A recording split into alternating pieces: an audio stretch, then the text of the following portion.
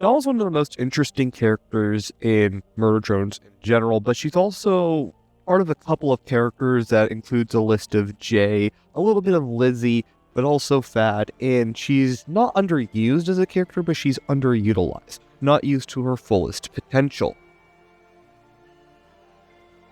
Hello everyone, welcome back to Panzerverse. And on today's video, we're going to be talking about Doll's story, but mainly how Doll has been underutilized, especially towards the end of Murder Drones.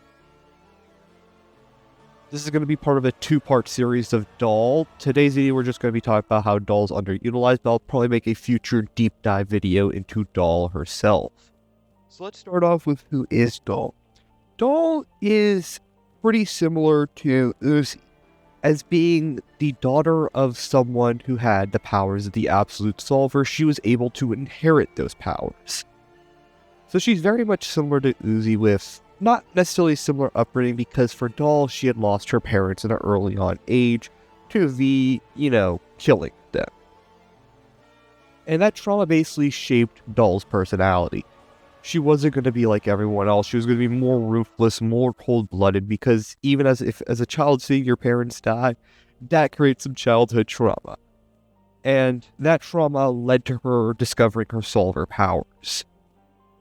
And that's what makes Doll kind of unique. Doll's unique because she was probably the first, she was the first character that we saw that actually had the powers of the Absolute Solver, if we don't include Sin early on, but Doll was basically one of the first characters we saw with the powers of the Absolute Solver. And we mainly saw this in episode 2 towards the end, when she had to use her solver powers to save Lizzie from getting killed by Eldritch J. So, Doll's very beloved in the community. She's very loved. But she's special because of that. She's not purely evil. She is in the morally gray area where you see the kind of good interactions, but she does do evil things to try to get to her final plan. And she also kind of feels like the anti-hero. And I talked about this in a bunch of other videos, but Doll is the anti-hero of the story. She's like the Alistair of the story. Not morally good, but not morally evil, kind of in the in-between. And her role in the story, and throughout the series, is pretty much the same.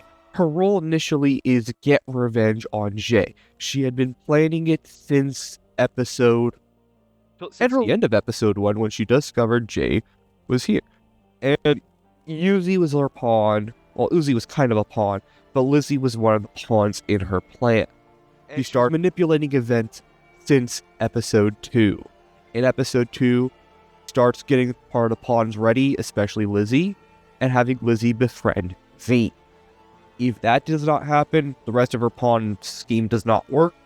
She starts to see she killed every single person that could have rivaled the title of prom queen to get V and eventually try to kill her. After that fails, she then moves on to Plan B. Plan B is screw revenge. I need to try to figure out how to solve, well, not how to solve, no pun intended, how to cure myself of the Absolute Solver. And that is something she starts to focus on. And from that, she goes after the bug that Uzi's also after. And that plays a major role, especially in episode 5.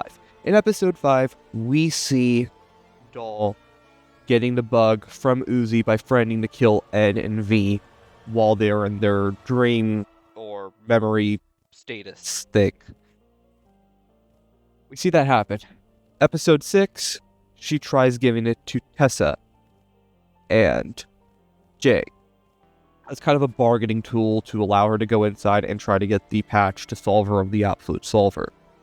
Why am I saying Solver of the Absolute Solver? That does not make sense. And this is where it comes to her misuse potential. After episode 6, we barely see her in episode 7, and when we do, she gets killed off camera. This is where the misuse potential is.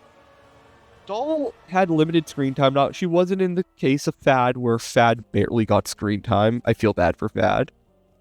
But we never really got to see truly all of Doll. We never got to see more of her backstory. We never really got to see what Doll's final goal was. What was she going to do after she cured herself of the Solver? What was the final plan? And there was basically the death the death of Doll just felt sudden and kind of pointless. And this is where the critique of MD comes in, especially after episode 5. The episodes go way too fast in pacing, and that screwed up with Doll's arc especially. It felt like one of those arcs where they just ended it for the sake of ending it. I felt like there was so much potential in Doll that just simply got wasted because they just want to simply end it. And there was no payoff with her arc. Her arc just ends there with nothing. And sure, there's the theory that Doll can always be alive, but she never really got her justice. There could have been a lot more. There could have always been, maybe in the final moments when they have the Solver patch, her and Uzi fight over the patch, and Uzi gets taken over by Sin. There was a bunch of things that could have happened. More exploration of powers. Because remember, Doll had different powers than Uzi did. Uzi had the ability to null void, which was the black hole ability. Doll had teleportation. So there was a bunch of different, the powers of both of them were completely different.